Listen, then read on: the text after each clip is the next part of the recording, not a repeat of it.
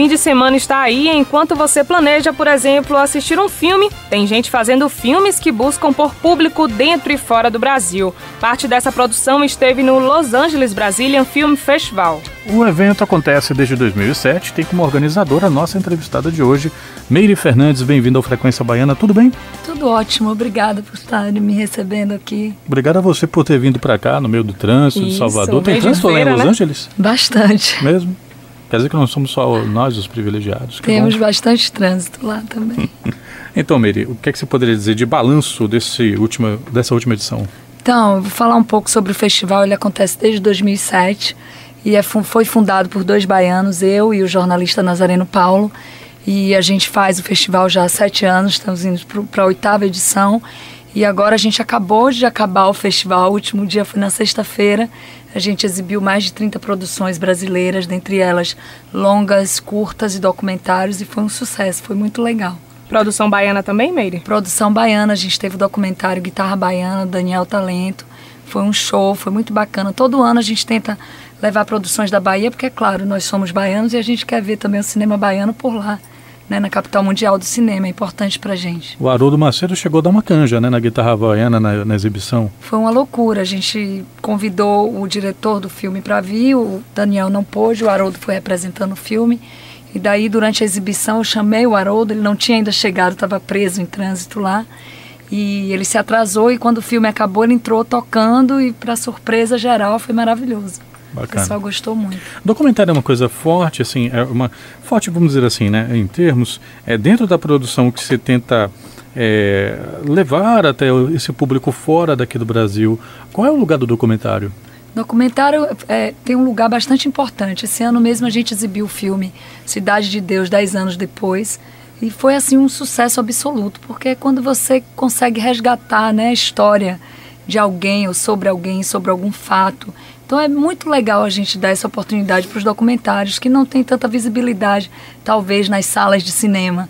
As pessoas às vezes não vão muito assistir nos cinemas os documentários, então eles ficam um pouco para fora, pouquinho. Quer dizer que é um documentário que mostra o que aconteceu com os realizadores, com o pessoal os artistas, envolvido. Principalmente 10 anos depois de Cidade de Deus. Você vê aqueles garotos que foram sucesso na época.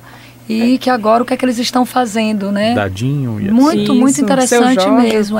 Jonathan, que trabalha hoje na televisão, ele fala que ele se viu lá atrás recebendo todos aqueles flashes no Festival de Cannes na França, e quando ele retornou para o Brasil, que ele viu a realidade dele, era morar numa favela com a goteira em cima da cabeça dele, então uma coisa assim... E o filme continua atual, né? Continua atual, só que muitos daqueles artistas, na época, não estão mais trabalhando com audiovisual, com nada que diz respeito ao conteúdo, né? Eles pararam a carreira por algum motivo.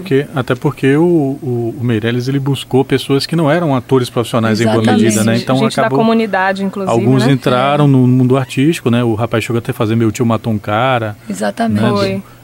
Enfim... agora, você citou, Meire, esse documentário sobre o filme Cidade de Deus, e a gente lembra assim, dos filmes que tiveram, da gente aqui, né, daqui do Brasil, a gente imagina que teve alguma repercussão. A gente pensa Cidade de Deus e Tropa de Elite, né, dos mais recentes. A gente pensa um pouco nesses filmes que são filmes com uma pegada policial, não é cinema de gênero, mas é policial. E aí você chegou até a dizer que esses são os filmes que estão representando o Brasil e tal. O que tipo de filmes, que tipo de assuntos, que tipo de sonho que se vende sobre esse país, ou seus personagens, suas histórias, o que é que chega mais, tem mais repercussão lá fora? Na verdade, quando a gente escolhe, eu pessoalmente, eu particularmente, faço parte da curadoria do festival, faço questão de escolher também os filmes, e o Nazareno e eu, a gente sempre tenta trazer do Brasil, levar do Brasil filmes que retratem uma imagem muito positiva do Brasil, ao contrário do que se vê às vezes em festivais de cinema internacionais. O que se vê é um Brasil sendo retratado com muita violência, prostituição, drogas, e a gente não quer vender essa imagem, até porque a gente quer que o cinema se torne uma indústria aqui no Brasil. E aqui no Brasil ainda não existe uma indústria cinematográfica. Existe o cinema, mas que ainda não está fortalecido como uma indústria, né? Como nos Estados Unidos, por exemplo. Então a gente quer fortalecer essa imagem do Brasil para trazer coproduções para o Brasil e trazer receita para o Brasil. Então a gente quer passar uma imagem muito positiva do Brasil para as pessoas que vivem lá fora terem também essa concepção de que brasileiro sabe fazer um cinema bonito, um cinema que as pessoas se emocionem, que influenciem as pessoas. Então a gente tem muito esse cuidado para não estereotipar e falar assim, cinema brasileiro, Tropa de Elite, ou cinema brasileiro, Cidade de Deus. Porque quando você fala com o americano sobre o cinema brasileiro, a primeira coisa que eles falam, City of God. É o único filme que eles têm, assim, uma lembrança. Acho que se pensar, né, Central do Brasil faz 20 anos. Exatamente, Terra Estrangeira também, assim. Filmes desse indicado ao Oscar, né? Ou meu pai, o ano em que meu pai saiu de férias, muito bonito. Filmes assim, né, inspiradores. O ano passado a gente abriu o festival com o filme Colegas. Eu não sei se Síndrome de Down, né? Já viram, exatamente. Foi um sucesso, os americanos aplaudiram de pé. Esse ano também a gente abriu com um filme muito legal, muito inspirador. A história de um garoto que queria ser atleta, né, campeão olímpico de judô, baseado no livro de Max Trombini, com Caio Castro, e de um diretor jovem que nunca dirigiu nada, mas ele trabalha com o Fernando Meirelles, então é um aprendiz, né? Um grande mestre. Foi um maior sucesso o filme dele, uma história de superação com a Suzana Pires e que teve participação do Moacir Franco. Foi bem bacana. Moacir Franco que do nada vai aparecendo nos filmes e se revelando, as pessoas conhecem também, né? Dele como um cantor, né? Que faz o maior sucesso nos eventos da terceira idade. Com certeza. Aí foi fazer aquele delegado em O Palhaço do Selton Mello, não foi? Exatamente. Aos pouquinhos já está entrando aí na sétima. E o que houve com o Moacir Franco, eu vou contar para vocês, foi uma coisa assim maravilhosa. Lá em Los Angeles a gente faz o festival em um dos teatros que pertence à Academia do Oscar. É um teatro lindo, muito classudo, é um evento de gala, muito bonito, enfim. E quando eu vi que o Moacir Franco fazia um personagem nesse filme, ele tem poucas falas, mas ele é tão maravilhoso que ele toma a cena. Ele rouba a cena de uma forma, assim, incrível. A mesma coisa no Palhaço ali. Eu pensei comigo, nossa, eu quero homenagear esse cara, porque eu não gosto dessa coisa de homenagear a pessoa quando a pessoa morre, né? Eu acho meio chato isso. Aquela história, tira aquele privilégio. Tem que me dê as rosas em vida. Exato. Então eu falei, eu quero muito homenagear ele. Eu fiz uma pesquisa sobre ele, fiquei encantada com a história dele. E daí eu vi que ele tinha um filho de 19 anos, super jovem. Entrei em contato, falei, olha, sei que vocês estão vindo aqui pro festival e eu queria homenageá-lo. Durante a noite de abertura, que é o filme dele, e ele é um cara importantíssimo para a nossa televisão brasileira, eu quero homenageá-lo. Pois o filho fez um mini clipe de 2 minutos. E ele começa narrando, ele fazendo o papel do pai, ele vestido no estúdio, falando, tá vendo esse cara? Ele é o Billy Fontana. Mas ele não sabe que daqui a alguns anos ele vai ter 42 discos de ouro, vai conhecer o Papa, o presidente dos Estados Unidos, vai fazer shows por toda a América Latina, Europa, Estados Unidos. Foi assim uma homenagem maravilhosa, linda, ele não acreditou quando ele viu. E depois todo mundo batendo palma, foi muito bonito mesmo.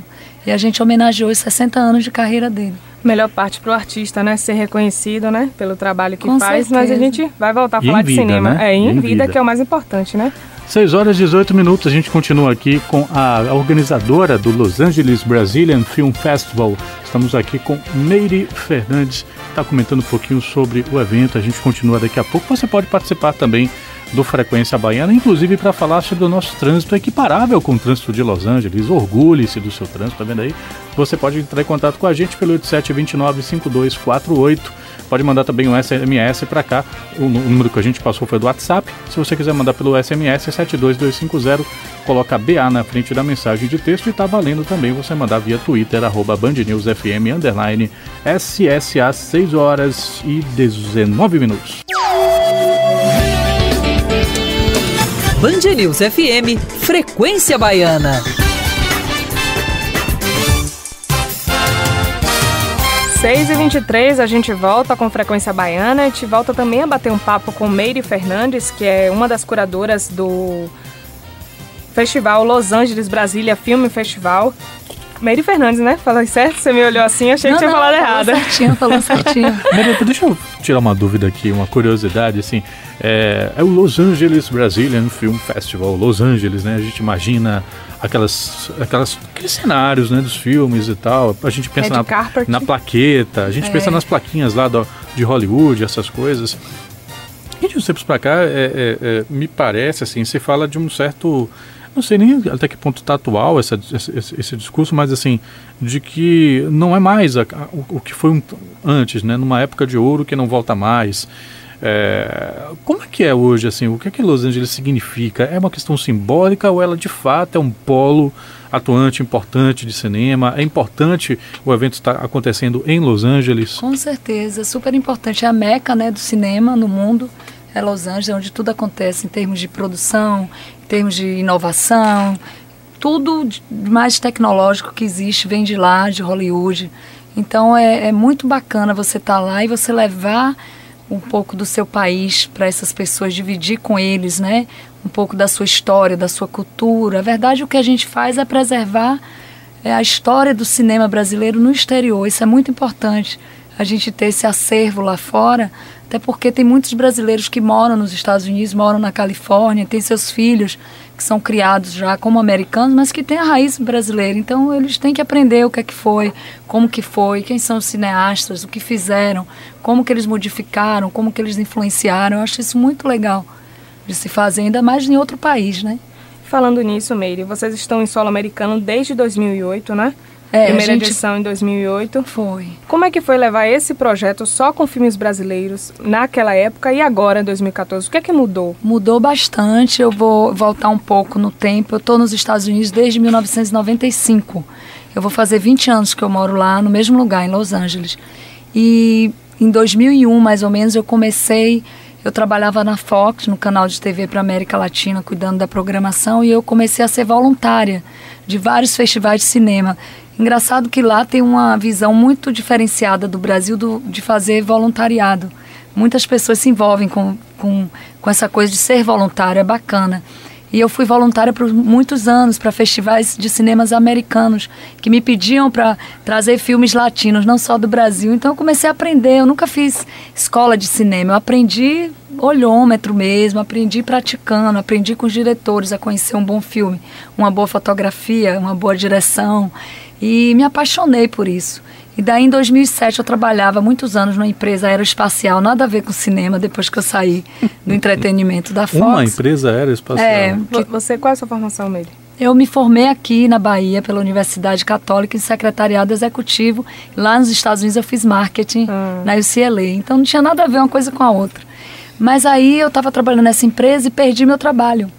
Eu tive que demitir 500 pessoas porque eu fazia parte do recursos humanos, eu era gerente. E daí eu recebi assim uma grana, eu olhei para um lado, olhei para o outro, falei, olha, eu acho que eu vou realmente fundar um festival de cinema porque aqui não tem. E eu vi uma necessidade muito grande que as pessoas já estavam começando a ter, principalmente em descobrir o Brasil, assim, como um destino de locação, entendeu? Comecei a perceber essa mudança, as pessoas falando mais do Brasil, filmes sendo nomeados ao Oscar, Fernando Meirelles, Walter Salles. Foi naquela época justamente que eu falei, nossa, precisa de um festival genuinamente brasileiro em Los Angeles que possa representar o nosso cinema. E daí eu tive essa ideia, eu estava grávida e falei para o meu marido, que é jornalista baiano e que fazia cobertura de vários eventos dos Estados Unidos para cá, para o Brasil, para algumas revistas. E eu falei para ele, vamos abrir um festival de cinema? Ele, nossa, você é louca. Não, vamos fazer. E aí a gente abriu, teve a ideia em 2007, em 2008 a gente fez a primeira edição, que foi maravilhosa também, fomos muito bem recebidos lá e nunca paramos até hoje. Cada vez cresce mais, até o momento a gente já exibiu 300 filmes, é muita coisa, né, se você for parar para pensar, porque a gente trabalha somente com a equipe de voluntários, a gente não tem patrocínio do Brasil, que é incrível, que a gente representa o Brasil e não tem um suporte, né? E o patrocínio lá vocês têm? A gente consegue viabilizar o festival por causa dos americanos. Isso. Então é bem legal. Você falou que você trabalhava indicando não apenas filmes brasileiros, mas filmes latinos. Mas filmes latinos. Muito tempo atrás. A gente acompanha eventualmente produções que têm repercussão aqui, né, da Argentina, eventualmente do Chile e tal. Como é que você percebe assim a produção brasileira frente aos hermanos? Eu acho que a produção brasileira evoluiu bastante, muito mesmo. Antigamente você não via tantos filmes com temáticas como a gente vê agora. Então acho que mudou bastante desde 1999, a retomada do cinema, né? Teve toda essa modificação no cinema brasileiro e agora os filmes brasileiros são reconhecidos internacionalmente. Você vê filmes ganhando prêmios em Cannes, ganhando prêmios em Berlim. Então eu acho que teve uma modificação incrível. O cinema brasileiro está crescendo demais, é reconhecido, é respeitado. E eu não posso falar do cinema latino em relação ao cinema brasileiro, porque eu acho que tanto a América Latina como o Brasil fazem bons filmes. Você tem o cinema argentino que é maravilhoso, né? Então, apesar de 9 em cada 10 filmes estarem com Rodrigo Darín. É verdade, mas eles fazem bons filmes e o que mais me surpreende hoje no cinema brasileiro são os filmes de curta-metragens. Quando chega para mim eu fico encantada, porque os curta-metragistas têm feito produções maravilhosas e eu adoro curta-metragem. Até digo, eu quero um dia ter um festival só de curta-metragem lá em Los Angeles, que eu acho incrível. O nosso ouvinte Ronaldo Ferreira está comentando aqui: passei a gostar de cinema brasileiro quando estudei cultura na UNEB. Acho que ele estava comentando aqui da sua formação. As frases de Cidade de Deus são marcantes para ele, né? Esse evento vale ouro. Parabéns e venha mais vezes visitar Salvador. Ronaldo Ferreira. Obrigada. E um outro ouvinte aqui está comentando. A pergunta é meio curiosa, mas vamos fazer. A entrevistada Meire tem medo de avião. Outro dia eu peguei um avião com uma mulher simpática, mas que tinha muito medo de avião. Falou que de um evento como o dela, será que é ela? Sou eu mesmo. Ai, coincidência, tá vendo? Morro de medo, que coisa. Ai, que horror. Pagou mico no avião, pânico, foi? Detesto. Chorou, fez escândalo? Quase, mas assim, já teve vezes de eu viajar e ter pessoas desconhecidas do meu lado e eu segurar e o cara falar pra mim: por favor, pare que minha mulher vai achar que eu tô com outra. Porque eu me sinto muito desconfortável quando mas eu tô você lá. Trabalhou numa empresa aeroespacial? Eu trabalhei na Varig também aqui no Brasil. Eu trabalhei muitos anos aqui na Varig, mas eu não gosto. Eu me sinto, parece que tem assim uma claustrofobia quando eu tô dentro, sabe? Do avião, sei lá, uma sensação de que estou no ar. Você vai viajar agora? Muito e é terrível, porque eu tenho que tomar esse Rivotril e daí passo 2 dias que não posso fazer nada. Fico inútil com esse remédio.